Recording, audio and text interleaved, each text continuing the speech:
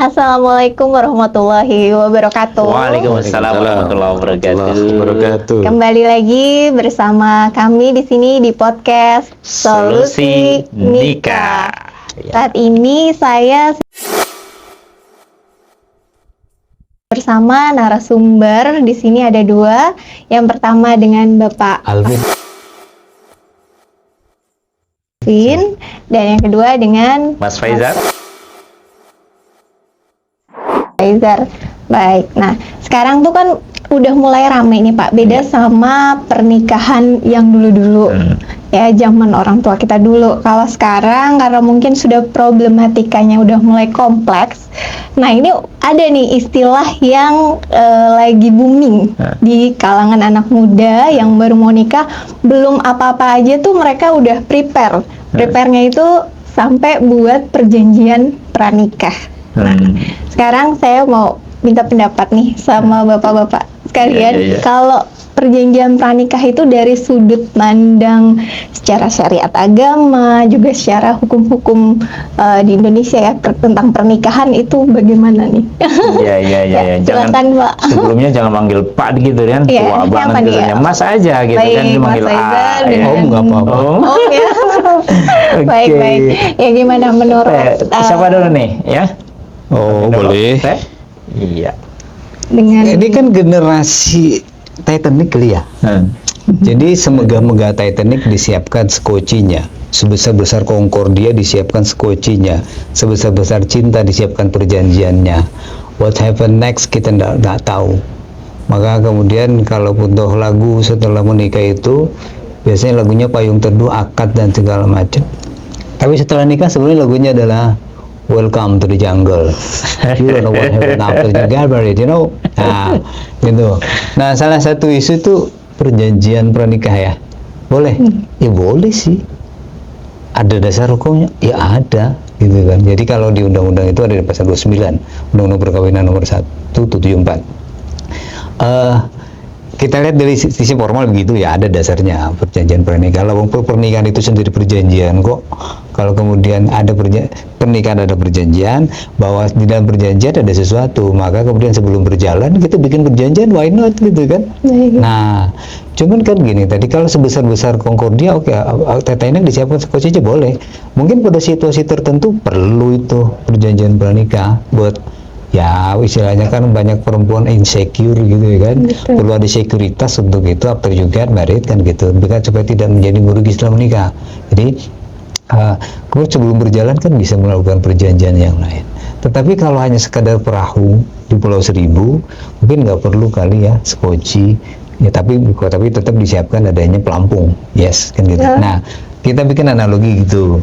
Jadi negara memfasilitasi adanya fenomena ini sejak dulu tentang perjanjian pranikah. Why? Gitu kan, kita latar belakangnya. Kayak gini ya, tidak always pernikahan itu dari seorang yang hypergamy laki-laki gitu, she have anything buat dia menikah. Tapi banyak juga perempuan rich yang get money, get earn money, punya properti dan segala macam, ketika masuk nikah itu kan harus ada sesuatu yang sebelum berjina ada batasan sebelum nikah itu. Kalau kopi mix itu enak ngeblend, tapi kalau harta kemudian ngeblend begitu nggak jelas. Gitu. Malah biasanya jadi dilema dalam rumah tangga ya. Itu dia, cinta kan nikah itu kan complicated. Kita mengglorifikasi nikah dengan kalimat ini ibadah. Iya sih. Bahwa di masjid itu complicated. Di situ ada cinta, di situ ada gairah, tetapi tidak selalu menyala abangku kan gitu ya kan, tidak selalu menyala abangku cintanya kan gitu ya. Nah kemudian di situ ada dinamika yang tadinya everything is slow. Saya izin ketika ada perfeksi dan lowing gitu. Jadi apapun tentangmu, apapun tentang salahmu, apapun uangku, everything for you I do it, everything I do it for you, everything mine is for you, kan gitu. Tapi tidak begitu ternyata setelah berjalan. Nah makanya adalah perjanjian itu berupa nih, satu kan kita punya masing-masing pihak kan punya harta nih biasanya. Ada juga yang enggak sih kan gitu kan. Kemudian di situ harus dipisahkan mana yang punya istri, mana punya suami. Nah, ya sebenarnya ini juga sudah ada peraturan di pasal yang lain tentang harta bersama dan harta bawaan kan gitu. Cuman penegasan secara personal perlu ya kan antara suami dan istri itu. Nah, di samping itu gini loh, kan tidak selalu yang positif dipisahin. Betul. Ya, itu punya harta ya, tapi kan utang juga punya. Utang di mix, iya, hello. Apa namanya? Hutang-hutang yang tidak tertoleransi lah maksud saya gitu loh kan. Kalau misalnya hutang-hutang begitu kan termasuk toleransi personal itu beda. Makanya takaran harta yang dipisahkan itu nanti didasarkan pada kesepakatan. Itu yang pertama. Nah, buat generasi perempuan yang menikah misalnya dengan ekspatriat itu, bukan cuma karena cinta, mungkin untuk perbaikan keturunan maybe gitu ya kan. Nah, jadi gini kan, kalau diatur, ada aturan negara kita ini kalau bawa orang luar negeri kan nggak bisa punya land kecuali yang guna pakai kan. Nah, berarti kalau selama ini tidak ada pemisahan tentang harta warga Indonesia dan warga dia, berarti forever dia hanya punya guna pakai, nggak miliki 30 tahun batasnya. Maka perlu, karena ada kendala soal hak kepemilikan di Indonesia dengan aturan di Indonesia, maka diperlukan perjanjian pranikah. Saya sebagai penghulu yang banyak yang menikah itu menggunakan perjanjian pranikah. Jadi yang dihitung itu peluang kepemilikan supaya terlindungi, peluang kepemilikan dia supaya bisa mengelola sendiri, peluang dia terrisiko dari perbuatan dari pasangannya sebelum menikah, gitu loh. Jadi, nah konsekuensinya ini dia nih masalahnya nih. Masalahnya gini loh. Are you ready? Misalnya gini, boleh nggak saya menghayal suamimu? Ya, walaupun maksudnya gitu ya. Ini simulasi ya, Pak. Simulasi gitu kan. Misalnya gini, kamu kemudian mengambil keputusan dengan harta kamu gitu kan, karena perjanjian ini. You do everything you want to do. Oke, seterah dengan hartamu gitu kan. Tapi kan kamu kadang-kadang perlu discuss sama saya. Betul. Jadi seperti ada bersama tapi tak bersama. Hello, kan gitu. Nah, itu resiko gitu kan. Bisa nggak memanage? Are you ready dengan situasi dilematis begini? Kemudian juga ketika misalnya saya punya properti, saya bisa apapun dengan harta ini. Termasuk juga misalnya karena saya pikir kamu Wonder Woman gitu, saya nggak kasih uang juga kamu punya, orang kamu punya bisnis ya kan, franchise sosis bakar ataupun seblak itu di mana-mana kamu punya kan gitu. Misalnya saya punya ini, I think you are a Wonder Woman, so even I don't give you money, you can stand up kan gitu kan, kamu bisa berdiri, kamu bisa mampu kok. Nah, ini kemudian ketika laki-laki saya punya harta ini dan saya bebas dong, sir, kamu itu Wonder Woman, yes. Tapi kalau saya ketemu banyak loh dalam gaul itu, saya ketemu misalnya sama, sorry to say, another woman yang bukan hanya menggoda cinta tapi juga menarik iba. Artinya I can help them gitu kan. saya kasih dong dia kan gitu. Ada uang gue gitu kan. Nah, gue kasih dia. Terus how about you gitu kan. Gimana tuh kan istri gitu kan? Nah, berarti kan karena ada otonomi pengelolaan itu, pada titik tertentu saya bebas aja gunakan hak ini gitu ya kan. Ini uang mau saya kasih apa gitu kan. Nah, di situ dan pada prakteknya begitu. Startingnya sih emang bahwa gua mencari sebuah sekuritas properties gitu kan, belongings, kepemilikan. Kalau ini punya saya, ini warisan orang tua saya, ini bahasa saya, termasuk bukan hanya itu kan sudah diatur sama perjanjian pranikah, sama peraturan tentang harta bersama dan harta bawaan. Tapi yang ada perjanjian personal ada satu, ada harta bersama adalah harta yang diperoleh selama pernikahan. Oke. Terus kalau kamu dapetin dari pekerjaan kamu, you earn money, you got salary, you got a bonus kan gitu kan, it's belong to you all.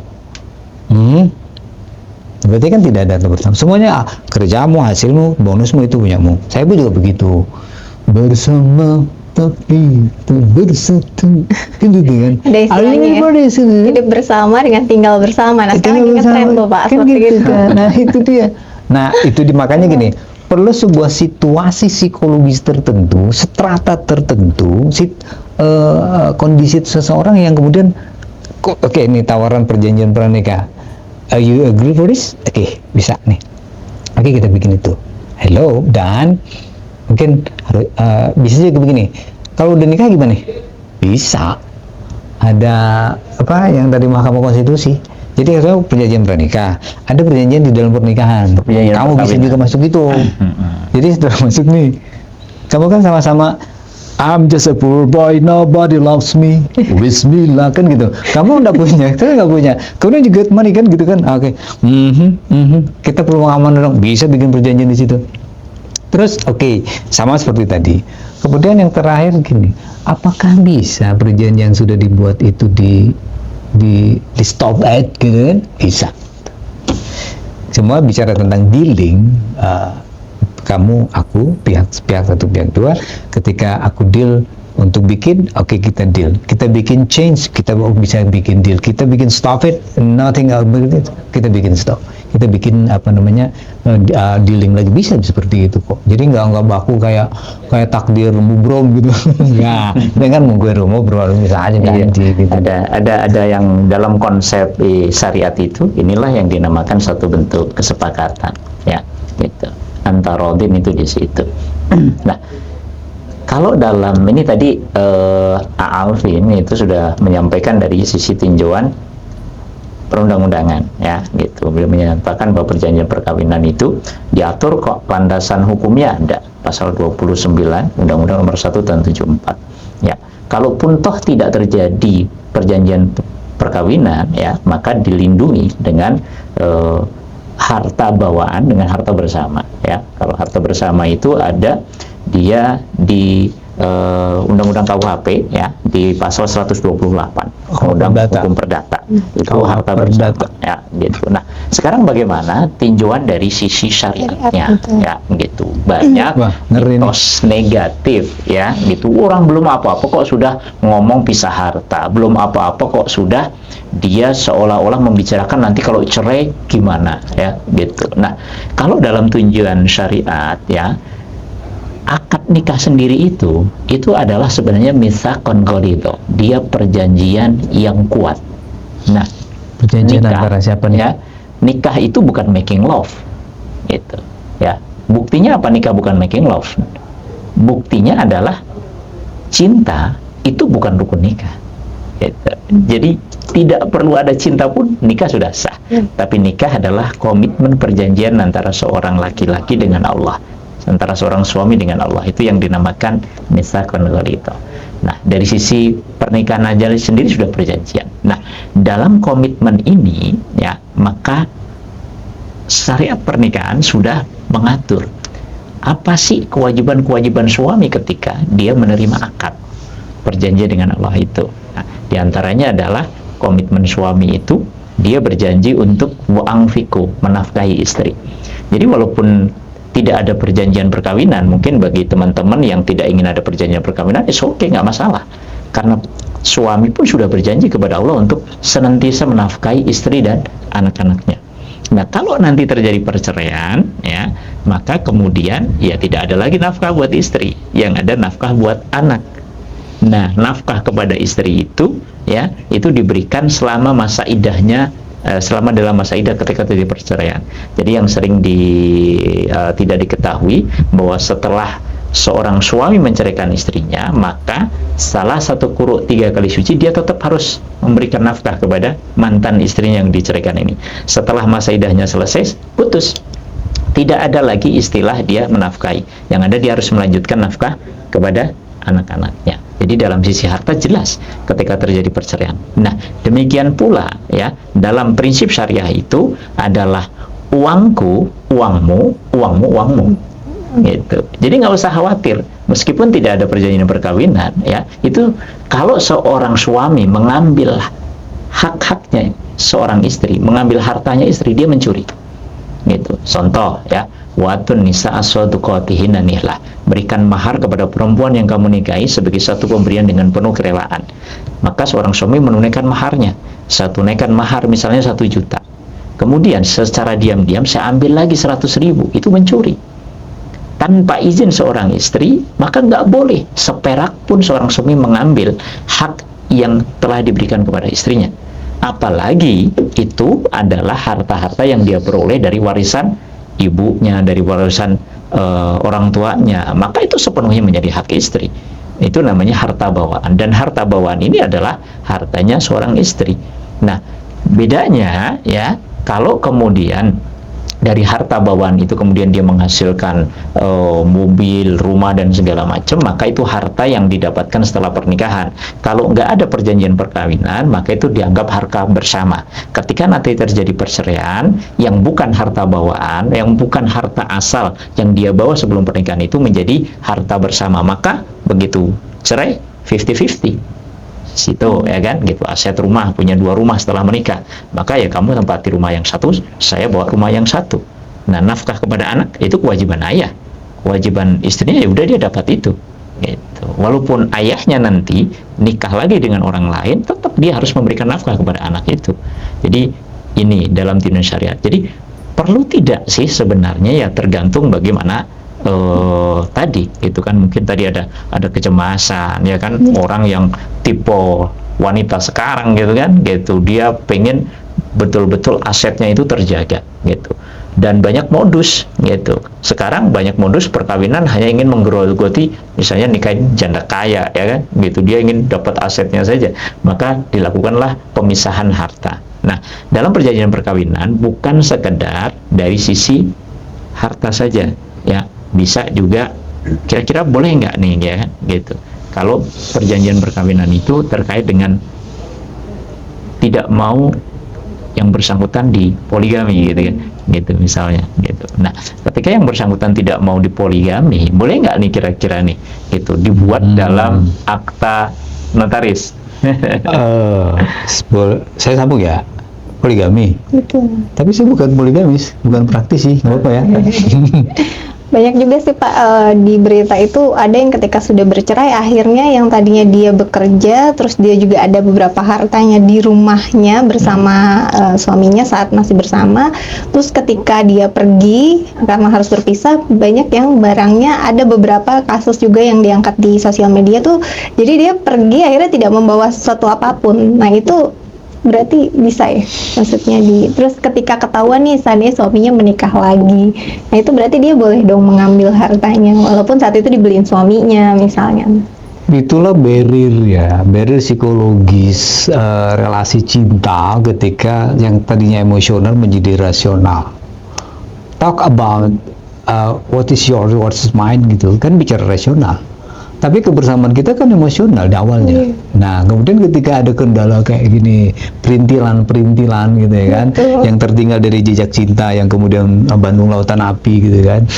Nah, akhirnya kemudian lepas mengambil seperti apa, itu kan tidak selesai. Makanya kemudian pada secara global pada yang huge account gitu yang maybe itu bisa dilakukan safety, tapi pada hal yang maybe kita anggap kecil, tapi yang kecil itu bukan berarti tidak berarti, kadang ada arti sejarahnya kan di situ kan. Nah, ketika ada yang tertinggal dan segala macam, entah kendala komunikasi, kendala penyelesaian itu tidak ada, maka di dalam posisi-posisi yang tidak terkomunikasi karena ada barrier psikologis, ada pihak ketiga, mediator. Parsil hakaman min ahli hawa hakaman min ahli, maka ada dari pihak sana pada dari sini, karena kalau both of them talk about yang ada adalah war kan gitu ya kan, maka ketika bicara war, masalah tidak selesai malah mengembang kepada yang lain. Itu yang sering terjadi di dalam pernikahan. Makanya sih ya, walaupun template semoga selalu dikabul, sakinah mawaddah warahmah, first love, true love, forever love, till death do us part kan gitu kan. Namanya di doa-doa itu kan. Jadi tidak ada dosa yang di unforgiven kayak lagunya Metallica. Tapi yang penting kalau kita sudah ngomong itu, nothing else matter gitu kan. Nah, itu kalau sampai terjadi ada kasus misalnya setelah menikah akhirnya istri ingin pergi karena ternyata suaminya menikah lagi tanpa persetujuan. Itu kan mungkin dia ada emosi nih ya, banyak di berita sosial media ini beberapa berita perselingkuhan. Nah, itu ketika perceraian dia bisa menuntut ke atas harta-harta yang ada dengan atas nama dia, dan itu biasanya bisa dibantu mediasi oleh pihak Departemen Agama.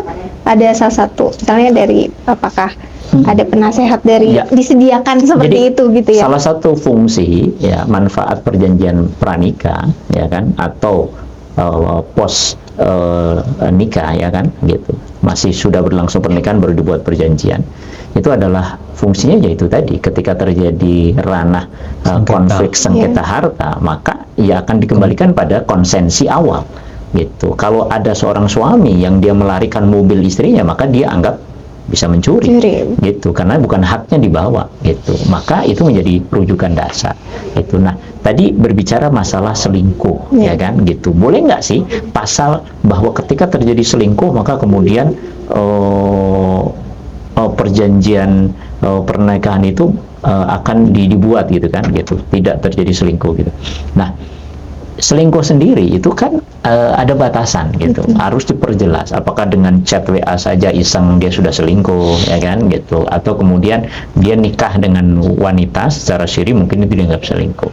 Nah, gitu. Nah, pada prinsipnya begini, perjanjian perkawinan, ya, itu tidak boleh menjadi makar hukumnya Allah, gitu, dalam tinjauan syariat, gitu. Artinya syariat poligami itu halal dan itu dibolehkan oleh Allah, gitu. Fankihu ma tabalakum minan nisa'i masna wa thulatsa wa ruba'. Allah bolehkan itu. Maka kemudian ketika pasangan suami istri bersepakat untuk melakukan makar kepada hukum Allah ini, maka itu perbuatan yang dia makar terhadap hukumnya Allah. Itu nggak boleh. Tapi yang kalau dengan hak-hak yang dia punyai itu boleh. Nah, implikasinya itu hanya pada, ya, ketika misalnya dalam perkawinan terjadi perjanjian bahwa Teh Dina tidak mau dipoligami, saya menyetujui. Teh Dina mau dinikahi asalkan nanti dalam perjalanan pernikahan tidak dipoligami, ya. Oke, saya sepakat dengan perjanjian notaris itu, gitu. Ternyata dalam perjalanannya saya berpoligami, melanggar, ya, gitu. Maka konsekuensi hukumnya, ya, saya berdosa terhadap perjanjian. Wa'ufu bil ahdi innal ahda kana mas'ula, gitu. Tepatilah janjimu, sesungguhnya janji itu kelak akan ditagih di yaumul kiamah. Saya tidak berdosa melakukan poligami, tapi saya berdosa melanggar janji, ya, perjanjian kepada Teh Dina, ya. Kemudian yang kedua, kalaupun Teh Dina menggugat cerai, ya, atas perbuatan saya itu, maka tidak berdosa karena itu dilakukan motifnya saya melakukan pengkhianatan janji itu, sesuai, gitu, ya, gitu. Tapi kalau kemudian tidak ada perjanjian tidak mau dipoligami itu, ya, ketika hanya sekedar saya poligami, gitu, saya mendapat punya istri lagi, maka tidak ada alasan. What your reason you will be divorced, ya kan? Kamu ingin mengajukan perceraian itu apa, gitu kan, ya, dapat nggak punya alasan. Saya masih berikan nafkah secara rutin, saya masih pulang, saya masih baik, saya tidak meninggalkan 2 tahun berturut-turut, ya kan, gitu. Kamu hanya nggak terima saja, padahal alasan saya poligami sah di mata undang-undang pun sah, gitu. Jadi celah poligami itu, poligami boleh diizinkan ketika seorang istri tidak memiliki keturunan atau dia tidak sanggup lagi melayani, ya, gitu. Maka itu diberikan ruang itu. Tapi ketika ada perjanjian perkawinan, maka ketika menuntut cerai, gitu, maka Teh Dina tidak berdosa dengan perbuatan menuntut diceraikan itu. Kenapa? Karena saya melanggar janji, tapi saya melakukan perbuatan haram enggak, ya. Dan ini yang harus difahami ketika mau melakukan perjanjian tidak mau dipoligami sebelum setelah berlangsungnya pernikahan, begitu.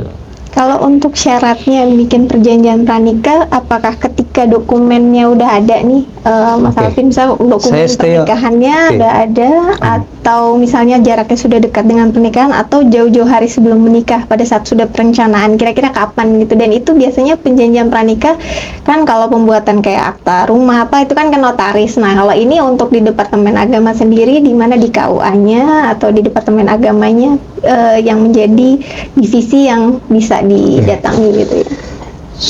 Akad perdata itu notarir. Jadi kalau perjanjian namanya juga pra, ya kan? Pra berarti before, mau jelang it's okay. Jika mau setahun, mau 3 hari, dia menjadi berlaku setelah saya terima nikah dan kawinnya dan sudah ditandatangan disahkan oleh PPN, berlakulah perjanjian perjanjian nikah itu dilakukan pra, ya, jadi berlakunya waktu nikah. Perjanjiannya ya bisa dibikin draftnya apa aja yang dibicarakan di dalam perjanjian itu. Rata-rata sih gini, alias dari perjanjian itu mostly itu bicara tentang harta sih, harta yang dibawa dan harta yang dihasilkan itu loh kan, mostly itu. Jadi misalnya perjanjian pemisah harta kan gitu. Nah itu dinotarir, setelah notarir report ketika mau nikah, report ke KUA. Saya ada perjanjian pranikah, maka di dalam pemeriksaan disebutkan ada perjanjian pranikah. Kita bikin berita di situ dan tanda kita catatkan di akta perkawinan itu tentang adanya perjanjian pranikah. Berlakulah itu yang pra. Yang after juga bisa lakukan, kemudian mereka datang ke notaris, buku nikahnya ada, setelah ada perjanjiannya, hasilnya draftnya sudah ada disahkan oleh notaris, datang ke KUA, report ini dimasukkan di akta nikah. Nah, saya itu caranya. Jadi alurnya notaris notaris ya, itu. baru ke KUA. Otomatis inventaris, setelah itu inventarisir what ini bilang pertama ketika mau melakukan perjanjian perkawinan, sepakati dulu poin-poinnya itu apa saja ya. Satu, poin terkait harta ya, harta bersama. Mau dipisah seperti apa? Kedua, terkait dengan keinginan-keinginan seorang istri atau keinginan seorang suami seperti apa ya, seperti tadi itu, apakah dia tidak menginginkan dipoligami ya kan, atau kemudian terkait dengan hak asuh anak ya gitu. Hak asuh anak itu ketika terjadi divorce nanti itu menjadi hak asuhnya siapa, bisa langsung dicantumkan ya kan, gitu, dicantumkan. Yang penting itu tidak melanggar hukum gitu. Kemudian tidak ada salah satu yang dirugikan. Ketika sudah sepakat poin-poin apa saja, maka didatang ke notaris. Nanti notaris biasanya mengkonsepkan seperti perjanjian draft ya, membuat draftnya, dibaca lagi, dibaca ulang, dibuat, disepakati, tanda tangan semuanya, baru kemudian ini pada waktu pendaftaran pernikahan ya, kemudian diajukan bersama penghulu. Ini nanti saya dalam pernikahan tolong dicatatkan pula perjanjian perkawinannya.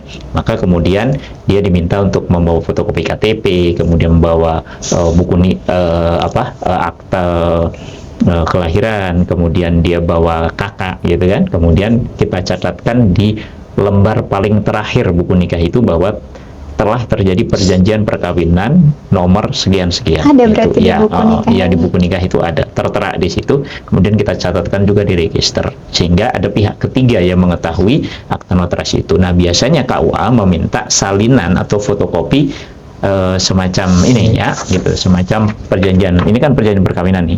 Ini difotokopi kemudian dilegalisir oleh notarisnya. Kemudian biasanya kepala KUA-nya itu juga memberikan legalisir di sini, mengesahkan juga. Dan memberi Jadi tanda ya gitu, memberi tanda di sini bahwa sudah ini sudah dicatatkan. Nah ini nanti yang sudah dicatatkan itu yang asli diberikan juga kepada pasangan suami dan istri. Kemudian di KUA juga disimpan filenya. Nah itu seperti itu prosedurnya kalau secara alur.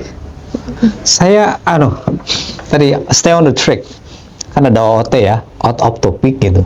Saya ingin tinjau tadi soal how about poligami dalam perjanjian nikah gitu. Halo gini bro, teh ya. Jadi gini, poligami itu ada aturan gitu lah. Jadi nanti artinya kita akan masuk pada posisi bedanya poligami in act gitu, prosedural, resmi atau tidak, dan perselingkuhan. Something different, oke? Ada perbedaannya ya Pak? Kita harus menetapkan itu di dalam tipologi yang berbeda dengan kata kategorisasi. Nah, pasal 4 Undang-Undang Perkawinan udah ngomong poligami kok. Udah. Iya, dalam hal istri pertama, istri lebih dari satu gitu kan, itu bicara poligami. Poligami itu udah prosedur, artinya itu pilihan ya. Itu bukan perintah, oke? Itu bukan perintah. If kan gini di Quran juga if, kalau kan gitu kan, berarti kalau if itu berarti ada syarat, ada prakondisi dah. Gila, mampu ya Pak ya? Iya kan, gitu kan. Nah kalau itu di anisanya kan, iya. Kalau di undang-undang itu dalam berketiga syarat-syaratnya disebutkan nih, satu harus ada izin dari pengadilan, artinya ada prosedur kan gitu. Nah si istri walaupun tidak bikin perjanjian, tidak minta di perjanjian itu, tidak bikin poligami, negara sudah mengatur itu dan memberikan ruang buat istri tentang kalau suaminya pengen poligami, istri ditanya. Kalau istri tidak mau, tidak bisa. Nah, kecuali satu, she's gone, dia pergi lama nih, kan nggak bisa tanya dong, ya kan? Ya laki suami kan perlu ada layanan, dia pergi kemana tahu nggak? Ya udah saya mungkin dia balik lagi nanti, dia bisa poligami. tanpa ditanya istrinya, orang-orang goib. Apabila istrinya ternyata pergi ya, misal Mas, satu. ya. Yang kedua kondisi. Gini, hukum itu bicara takaran dan fakta gitu. Jadi misalnya gini, satu, ya salah satu tujuan pernikahan kan regenerasi ya kan. Apabila misalnya istri itu tidak punya anak, apabila istri itu tidak bisa menjalankan kewajiban sebagai istri kan, gitu sakit kan. parah, naon gitu kan. Situasi itu. What about I'm fine, I'm health, gini, saya baik-baik saja, saya subur, malah saya subur kita pasang kontrasepsi, bukan nggak sama sekali kan? Nah berarti kalau kondisi-kondisi itu tidak terpenuhi secara basically, poligami nggak juga bisa diizinkan. Dan ada syarat yang bilang ada keyakinan misalnya hakim bahwa akan ada keterjaminan bahwa si suami itu merata ekonominya. tapi walaupun tuh dia seberapa itu dia punya mau hasrat yang besar untuk poligami, apalagi kami ya pegawai negeri ya kan, harus izin kotasan gitu kan, harus izin pengadilan, harus izin istri kan gitu kan. Itu benteng Takeshi banget. Benteng Takeshi. Banyak yang fail di situ. Kenapa? Satu, ya istri kan banyak yang nggak mengizinkan. Hakim ketika istri tidak mengizinkan, no. Kecuali tadi kondisi-kondisi yang darurat tadi. Tapi kan rata-rata nggak begitu. Itu tanpa perjanjian pun poligami itu adalah lika-liku yang sudah ada negaranya ya, gitu jadi kan. nggak bisa sembarangan. Sebenarnya pun tentang harta juga sudah diatur, cuman detailnya kan ya tidak dibikin lebih detail di perjanjian gitu kan. Nah, gini. Kemudian harus ada definitif kan, kalau dalam hukum kan paham. Saya membuat perjanjian dengan kamu. Ketika kosakata poligami itu means what? Apakah itu poligami prosedural? Apakah itu poligami undercover? Kan gitu kan? Nah, kan mungkin ini maksud itu. Karena benteng liku-liku tantangan untuk bisa masuk ke poligami itu nggak mudah gitu kan. Terus kalau misalnya undercover, yes, maybe katanya, saya itu boleh. Tapi IP-nya terpenuhi nggak sih gitu kan tadi sebenarnya kan sesuatu yang IP-nya jikanya tidak terpenuhi ketika itu dilakukan itu namanya maksa, oke? Nah ketika pun misalnya di dalam pernikahan, dalam prosesi pernikahan, mana sih yang disebut dalam poligami itu oleh dua orang yang berjanji ini? Apakah dua semua berjanji poligami? Ketika poligami yang resmi itu kamu juga saya bisa jadi nggak bisa menghalangi itu semua. Kalau kecuali kalau poligami undercover. Nah, poligami undercover ini yang kemudian ketika itu terjadi, so what? Nah, ketika misalnya kalau kan gini, sebuah sanksi, sebuah perbuatan yang salah tanpa sanksi, apa artinya? Kan gitu. Dalam misalnya kan kalau bicara hak itu kan tentang hak masing-masing kan. Tadi disampaikan kalau saya gunakan itu saya tip, saya pencuri kan gitu. Tapi kalau misalnya ketika saya melakukan kesalahan, poligami undercover, so what? Kamu ngapain? Harusnya jelas dong. Nah, salah satu pengantin yang pernah saya membuat perjanjian itu adalah nampak dia menggunakan definisi luas tentang dia menggunakan istilah perselingkuhan ataupun poligami. Jadi ketika salah satunya begitu, maka ketika ada harta yang bersama itu diperoleh harta masing-masing, harta bersama-sama, harta yang bersama ini harta yang bersama ini belong to victim. Kalau saya yang jangan lupa bos, yang selingkuh bukan laki doang, perempuan juga kan ada gitu. Bukan di YouTube yang kegep kan perempuan yang di up gitu kan. Karena laki-laki lebih pintar untuk menutupi itu. Ada kalimat belakang ya Pak? Ya. Jadi kalau misalnya terjadi seperti itu, maka saya menjadi terhukum. Terhukumnya ini ini harta yang kita peroleh bersama belong to istri. Tuh. Terus kemudian saya tetap kewajiban anak tetap saya di pasal-pasal tentang kewajiban anak kan ada tuh sebagai ayah saya tetap membiayai anak-anak itu. Dan itu dia di dalam perjanjian. So what? If I change somebody kan gitu kan, apakah kemudian memberikan luang kepada salah satu pihak istri atau suami? Istri kan nggak ada poligami kan gitu. Makanya harus dipisahin dulu. Kalau ke istri mungkin saya poligami kali, selingkuh kali ya. Enggak semua laki-laki juga yang salah kok gitu kan, ya kan gitu kan. Kalau laki-laki kadang cari jalur cari jalur lagi itu ketika nyari selingan takut dosa nikah undercover gitu kan, itu kan jalur dia kan. Dan itu lagi tren Pak. Kalau perempuan di mana? Kalau perempuan di mana? Nggak bisa. So dia masuk di dalam sebuah ranah hitam, tanda kutip, yang disebut dengan perselingkuhan. Jadi ketika tidak ditarik ke dalam legalitas ataupun suaka hukum agama, maybe itu perselingkuhan totally, itu black gitu kan. Nah, perempuan mungkin ketika melakukan ada terjadian seperti itu hanya berada di wilayah gelap itu. Perselingkuhan kan gitu ya kan.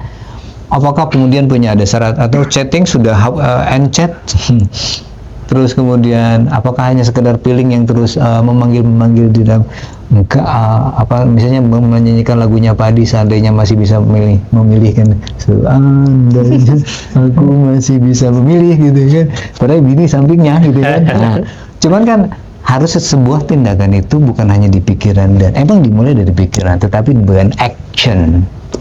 Action catch in the act, ada data dan segala macam itu bantuan, tetapi catch in the act misalnya dalam chatting dan kemudian masuk dalam perselingkuhan, itu yang tidak masuk di dalam perjanjian pernikahan. Yang ada adalah malah justru masukin perjanjian poligami, yang poligami udah diatur.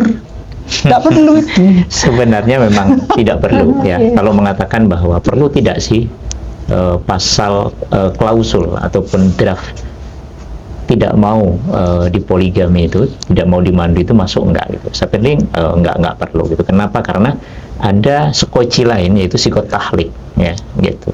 Ketika ya gitu seorang suami menyakiti jasmani maupun rohani ya, kemudian dia tidak ridho dengan melakukan itu, maka sebenarnya ada taklik talak itu. Ada janji untuk mentalak yang digantungkan dengan klausul itu, dengan proses kalau dia melakukan perbuatan itu. Jadi digantungkan. Kalau sampai seorang suami dia melakukan perbuatan itu, maka jatuh ya. Di antaranya menyakiti jasmani dan rohani. Kalau jasmani fisik KDRT, tapi kalau rohani kan subjektivitas. Kalau merasa bahwa istrinya saya dipoligami itu sakit secara rohani saya, secara psikis saya gitu kan, maka kemudian itu sudah dianggap kekerasan secara psikis dan dia bisa untuk berjalan mengajukan gugatan gitu. Jadi kalau pasal itu saya pikir sih sudah perfect ya diatur. Iya. Kan itu jelas, gitu kan. Jelas, jadi gitu. isi saya tadi berumah apa tuh undang-undang perkawinan udah ngomong soal poligami. Atau mungkin sebenarnya perjanjian perkawinan ini ya kan dari semacam fobia ya, ketakutan tadi ya kan, wanita-wanita yang katakanlah dia sudah financial freedom ya kan gitu. Atau yang disebut sekarang istilahnya alpha woman ya Pak. Alpha woman ya. Saya sigma man yang dia borju gitu kan, takut kemudian gitu kan dia dikhianati atau cuman dimanfaatkan saja untuk itu gitu. Maka kemudian dia memproteksi dirinya ya kan gitu dengan memproteksi hartanya gitu. Berhusnuzon pada itu satu bahwa saya gini, sudah ada kok celah itu tentang hartaku gitu kan, udah ada pasalnya, pasal 35 gitu kan, undang perkawinan gitu kan. Hanya kemudian tadi detailingnya gitu, saya sih berpikir berhusnuzonnya gini loh. Jadi karena seringkali in case gitu ada mix yang tidak jelas, misalnya gini, ini tanah nih punya suaminya, istrinya punya warisan dalam bentuk tanah, jadilah dia dijual tuh tanah, bentuk uang kan, dibangunlah rumah di tanah suaminya kan gitu kan. Nah ketika di sini di dalam perjalanan ada pihak ketiga apalah kemudian, nah ini kan menjadi sengketa. Betul. Kalau kata suami, kalau kata suami sengketa ternyata Daniel seperti kata itu suami, ya udah bawa aja semen, besi segala macam. Emang bisa begitu kan? Enggak. Jadi makanya ketika pun itu dimasukkan, ini uangku ya, oke kita bangun, bikin deal. Mungkin ketika laku terjual dibagi sesuai. Ya, jadi porsi di situ masuk. Jadi kan sering gini, kan itu dia dilemanya gitu loh kan, ada love di situ kan gitu ya. Nah, kan ada pasca itu kan ada jadi kan gitu. Masa sih lu hidup sama gue, lu punya duit, gue punya tanah, masa nggak kita buat kita juga kan gitu ya. Iya, tapi pasca itu ketika ada konflik ada head, itu. Nah makanya berarti titiknya di mana? Di Titiknya bagi saya gini, di manajemen cinta. You know, karena semua itu everything to become one, everything get closer because of the power of love. Itu saya pikir ya. Jadi kan tadi saya bilang, oke, saya setuju. Cinta itu bukan rukun atau syarat nikah, tetapi cinta adalah the power of marriage.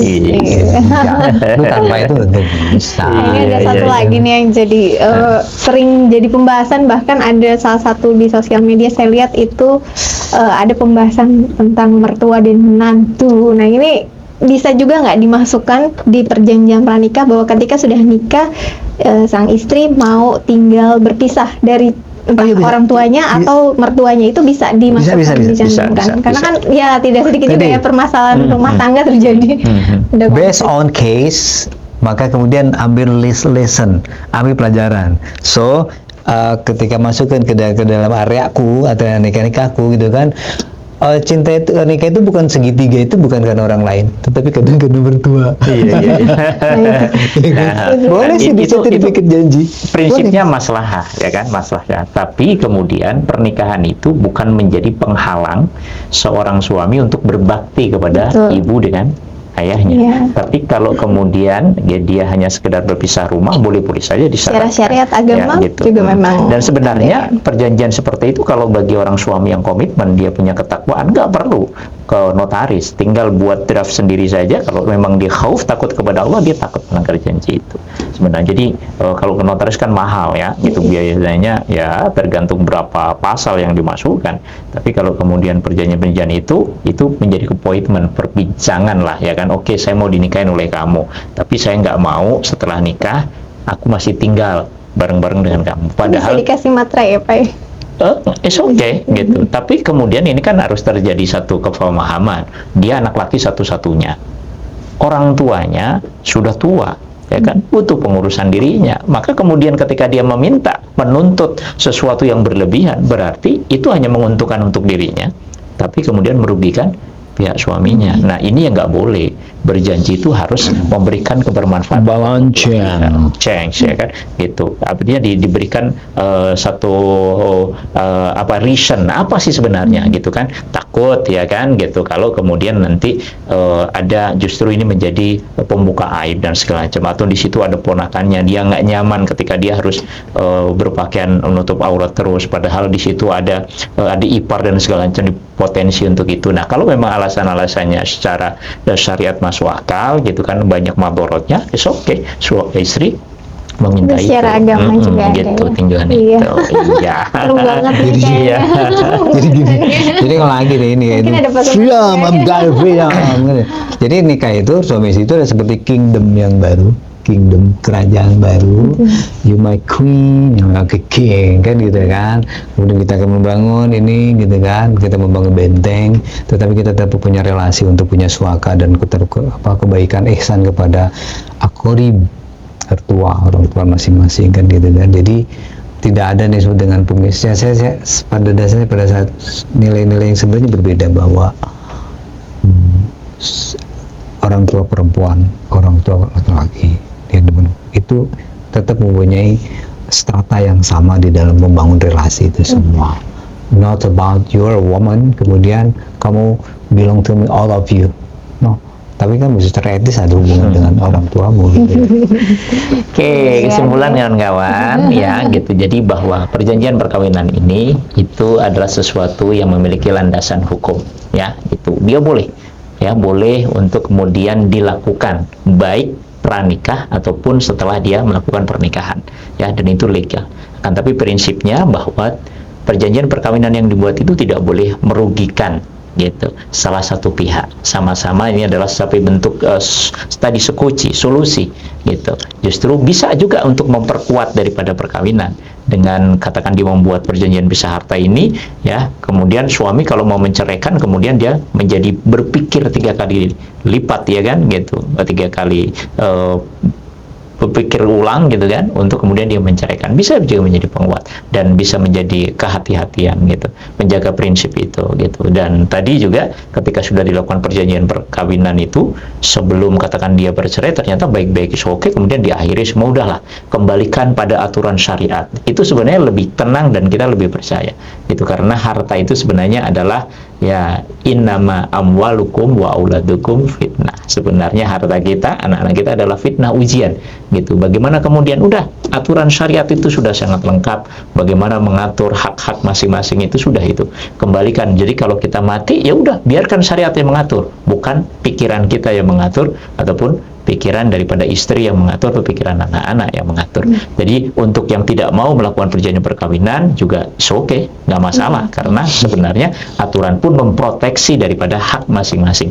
Ada haknya istri terhadap suami, ada haknya suami terhadap istri, ada haknya ya gitu anak-anak terhadap orang tuanya. Itu semua sudah diatur. Jadi untuk yang mau memilih ya kan, ini pilihan, choice, silahkan. Oke, ada landasannya, asalkan tadi tidak melakukan makar terhadap hukum Allah. Tapi kalau yang tidak ingin mengambil option itu ya juga tidak masalah. Jangan kemudian wah kamu kuper dan segala macam, atau yang mengambil opsi itu dianggap bahwa dia seolah-olah overlapping atau terlalu apa ya ya gitu kan, protektif dan segala macam. Masing-masing punya reason, silakan. Ini sebuah peluang skoci yang masing-masing, yang penting kedua-duanya paham dan bisa menjelaskan kepada pasangannya. Itu Perjanjian ini adalah klasi opsional. Baik. Jadi kalangan tertentu maybe bahwa populasi alpha woman juga semakin banyak, maka pilihan juga mereka sedikit. Gitu kan? Nah, kemudian ada ketika masuk di situ opsional, dasar hukumnya ada. Mau pakai syariat itu ada dasar hukumnya. Lin nisai nasibu mimma iktasabu, lirijali nasibu mimma iktasabu. Masing-masing punya hak atas apa yang mereka upayakan, sehingga mereka harus memiliki itu. Tapi kalau kita mau perjanjian, saya bilang kelas opsional. Kalau misalnya cuman Mio Mirza atau Honda Beat yang karbu gitu, nggak usah pakai perjanjian lah, karena buat bayar notarisnya aja nggak cukup kali ya. Terima kasih. Terima kasih banyak Mas Afid, Mas Faizar atas sharing ini ya, ilmunya juga dari segi hukum agama, dari segi hukum negara. Baik, kita sudahi saja episode kali ini. Semoga menjadi manfaat bagi kita semua. Amin, Bagi yang amin. sebelum menikah juga bisa jadi acuan ya. Jadi nggak usah takut nikah nih, karena kan emang angka pernikahan kita lagi menurun. Jadi sekarang udah ada pegangannya yang ternyata sudah dijamin secara agama dan secara hukum negara. Terima kasih Oke. atas perhatiannya. Assalamualaikum warahmatullahi wabarakatuh. Waalaikumsalam warahmatullahi wabarakatuh. Wabarakatuh.